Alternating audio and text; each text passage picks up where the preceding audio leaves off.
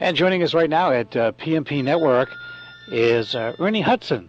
And we all know him from many of his roles, including one of my favorites, playing Winston Zedmore in the Ghostbuster films, and also the amazing job he did in Hands That Rock the Cradle, playing the retarded handyman Solomon. That's the kind of things that I remember Ernie for. But he's got a brand new film out that I really loved, and folks, you got to check it out. It's called Everything's Jake. He plays a homeless man, but it's a very interesting story, and I challenge everybody out there to grab a copy of it because it's an excellent film. Ernie, welcome to the program. Well, thank you. Thank you so much. It's great to be here with you. I really love that movie. It's a nice one. It's something that people should go out there and get the video.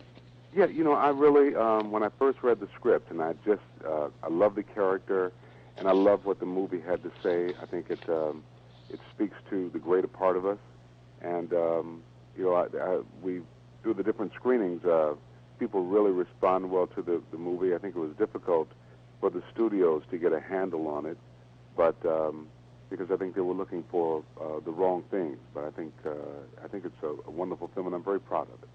Tell us a little bit about your background. I know you went to Wayne State, Yale School of Drama, University of Wisconsin, University of Minnesota. Tell us a little bit about how you ended up acting. I think you went to the Marines as well, right? Yeah. I had. I think most of us we're perpetually searching for purpose or what it's about or what we. So I grew up in Benton Harbor, Michigan. We were probably about as poor as you can imagine. My mother died when I was 3 months old. I never really knew my father. My grandmother raised me, but I never had any plans of going to college or acting or anything. And then I, after high school, went to the Marines, but I had asthma, so I was discharged after about 10 weeks.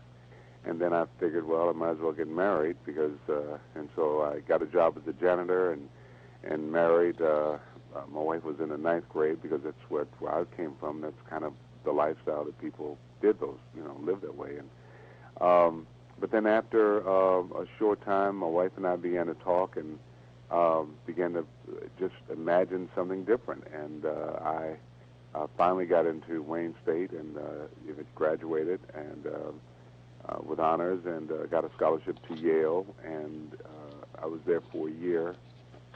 Came out to California, and Gordon Parks was doing a movie called Leadbelly, and he cast me in the movie. And I worked in Los Angeles for a year, did a pilot for a series. And my ex-wife had gone on to college. She got her degree from Wayne State and then got her master's from the University of Michigan. And then she was working on a PhD at the University of Minnesota. And we were trying to hold the marriage together, but eventually it didn't work. But I went to Minnesota and got in school there. And once I realized that marriage wasn't working, I realized that it was really the acting that I wanted to do. So eventually came back to California and started working in TV and film, and really just been very, very fortunate, very blessed. When the marriage ended, we had 2 sons. We have 2 sons, and they came to live with me, to my surprise. But it's absolutely the best thing that's ever happened to me, and they're great guys. And I married about a year or so later after coming to California, and we're still together, after 30 years. And wow. And we have 2 sons who are both in college, and I've just been really blessed. And it's funny because we look at our lives and on paper you think, whoa, this must have been very difficult. But in truth, I've always felt that I've had an amazing, wonderful, blessed life, and never, I don't want to say never suffered. We all go through our trials, but I've always, I just feel very fortunate, very blessed. Now, either of your sons interested in showbiz at all? Well, my oldest son was for a time, and he writes. He's a wonderful writer. He also acted. He was in the 3rd season of Oz.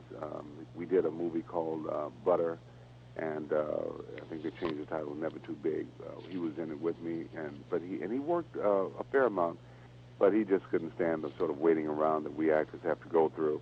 And he got his master's degree, and he's in physical therapy and martial arts, and he's always been into the whole physical training My second son, he's in Trinidad now, but he's a musician, and he got his master's from Columbia.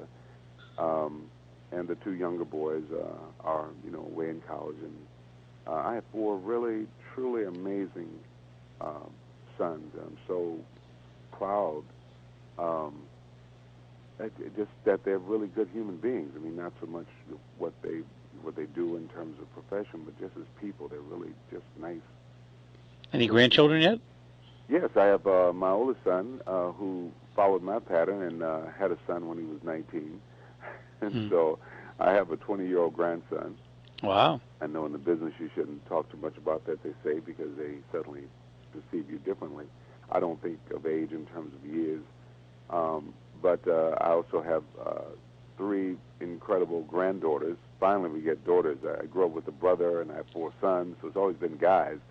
But I have a 3-year-old granddaughter and a baby who's 6 months old for my oldest son, and my second son has a 2-year-old daughter. Tell us a little bit about Everything's Jake. This is a really interesting character that you play. You play Jake in the film. And, most people think, well, he's just some homeless guy, but plays bongos for change and collects dog feces. But, I mean, this guy has so much more behind him, and it's a metaphor for many people out there who are on the streets at this point. Yeah, I think so. And of course, it deals with a guy who's homeless, and that we have our ideas about homelessness. But it's a man who knows that he's not homeless. I tell my kids, you've always got to know who you are. And who you are is not your situation, because the situation can change. And the situation will change depending on how you see yourself. But here's a man who has dealt with his situation, but he still knows that he is, that he's greater than that. He's more than that. And I think he's come to terms with it. So I think as a society, in my opinion, we really focus so much on our bodies and the comfort. And without those comforts, we feel that we have nothing and we have no value. And but that's not really true. And I think Jake is one of those rare people who understands that. And what drew me to the character was his sense of just of who he is and who we are as a people. And that's the amazing thing. And the movie is really about friendship, and eventually it's about betrayal. But I just love that character that embodies that spirit. The Hand that Rocks the Cradle was another character that I really liked, because he really sort of embodied the better part of us, even though on the surface we'd say this man has no value because he has nothing. But in truth, he has a certain peace that we're all looking for. Here, and he had substance as well. Yes. Yeah. You know what I thought was really fascinating by this? I really love this film. A lot, I get probably 60 DVDs a week, of which I review them, and only a couple of them really stick with me enough that I want to interview the people in them. And this was one of them. But one of the things I thought was kind of a bonus was the cast of this film. Yourself, the gentleman who plays Cameron, but I was looking at some of these people who I hadn't seen in years: Phyllis Diller, Debbie Allen, Dougie Doug, Stephen Furst from Animal House. What a cool cast. It was a great cast, and I think a lot of it had to do with just, I think when you work in an industry and I don't know, the love that people, I think, I want to say, had for me. And, these are people that I work with and who just said, Ernie, if you're ever doing anything, we care enough, not just care enough about you to want to be in the movie, but here's a movie that wasn't paying. I think Phyllis Diller probably paid her way to New York to do it. I mean, I was doing a talk show with Phyllis, and she came up and said, I'm a fan, and, I'd love to work with you. And so I said, oh, really? By the way, I'm doing this movie. And but Debbie Allen, I had worked. We did a Michael Jordan story together. We did a movie called Women of San Quentin years ago. And so they were willing to sacrifice and come down. And Robin Givens, we almost had Isaac Hayes, but he had an engagement, and the schedule moved around, so he wasn't able to do it. Lou Rawls. Lou Rawls, yeah, I couldn't believe it. Lou Rawls, that was his last role. Yeah, his last role, but he came down. I mean, he was working, but he took the time out and wrote a little song for the movie, and just a wonderful, just the kindness. And I think it has a lot to do with the movie and the spirit and what the movie was, trying to say. And so Stephen first, I had worked with Stephen. He came out. So it was Dougie Doug, who used to do the Cosby Show. Dougie does a wonderful job in the movie. And so it was just the kindness of people to take the time and to want to work on it. And then I really, and I cared enough about the project to make those calls because it's very difficult for me. But I felt this was worthy. Now, the producers they brought the script to me. These are young filmmakers who had never done a movie. I didn't realize that at the time, but had never even been on a movie set. And but they really they wrote the script, and I think I just thought what an amazing script. I mean, it was their first script out of college, and I wanted to help them to realize this dream. And it's been a long time because I think the studios. Some of the things they put in the movie, I think people go, oh, why would you put that? You know, how do you deal with, you know, I think there's a scene in prostitution that I think now that they're older, they might have dealt with a little differently, some of the things in the movie. But I think they tried to bring a certain honesty and a certain integrity to it that I think comes through. I think it's a film that everybody should see. And it's entertaining, it's intelligent, and it's well acted and well scripted, and people should check it out. It's called Everything's Jake, and it's available everywhere. I saw it on bestprices.com. It's on Amazon. It's all over the board. Good. Is there a website for you so folks can kind of check what you're doing out?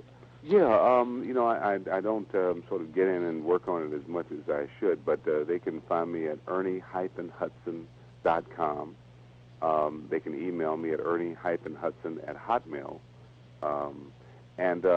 But yeah, I try to be on. My computer skills are not probably what they should be, but in the movie is Everything's Jake film, and I know you can order the film there. We're going to premiere it at a couple of theaters back east, just so it can qualify for the awards. But it is available on DVD, and I'm so happy that after a number of years, people will have access and be able to see it.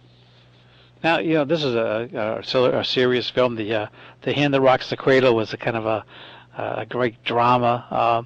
What was it like to work in Ghostbusters? It looked like it might have been fun. It was a lot of fun.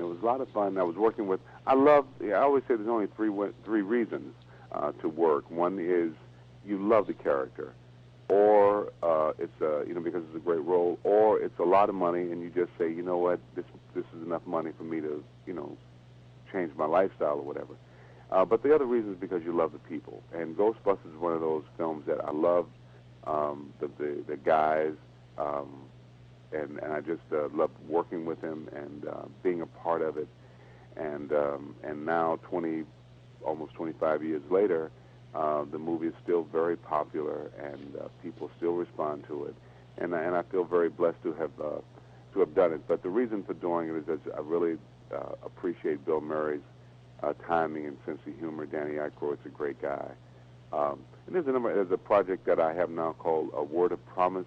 It's an audio version of the Bible. It's the New King James version of the New Testament.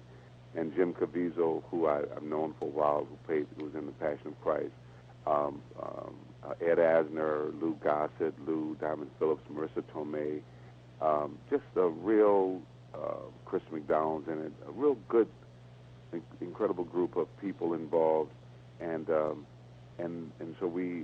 it's done, it's dramatized. We play different characters. I play Simon Peter, but it's projects like that you want to see happen, because I think it does offer something more than just entertainment. It is entertaining, but I think you can take something more away, from it. Mm. Well, if you look at your body of work, there's been a lot of great films that you've been in and been part of. Things like Crow and Basketball Diaries and Wrecking Crew. Some great films that have been made that you have been part of. So, and I assume there'll be many, many more to come as well. God willing, I love acting. I love being able to contact and to feel that we're connecting. As a society, we're always teaching in our own way, and so this is sort of my ministry in a sense.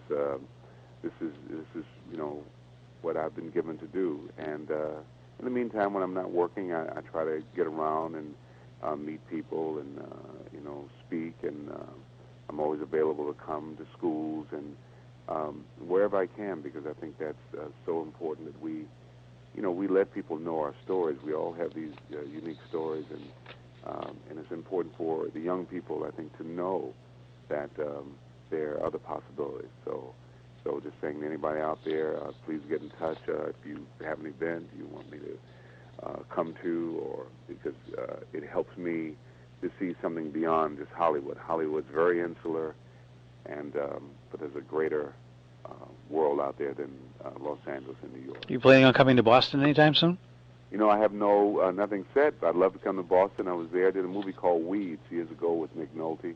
It was a wonderful movie that didn't really get seen by very many people, but I was in Boston for about a week or so, and then I've been there a few times. But beautiful city. And, well, if you plan on coming here for any films, make sure you get a hold of PMP Network. We'll set you up in a couple of high schools to come down and talk to some of the kids. It'd be great. I'd love to. So, it was a pleasure to talk to you. I know you got a radio show you got to do as well. So right. Thanks so much for taking some time out. And folks, go out there and get Everything's Jake. And in fact, go look at some of the catalog that Ernie Hudson has done and check it out. Ernie-Hudson.com. And thanks so much for coming on the show. Thank you for taking the time. I appreciate it. Take care.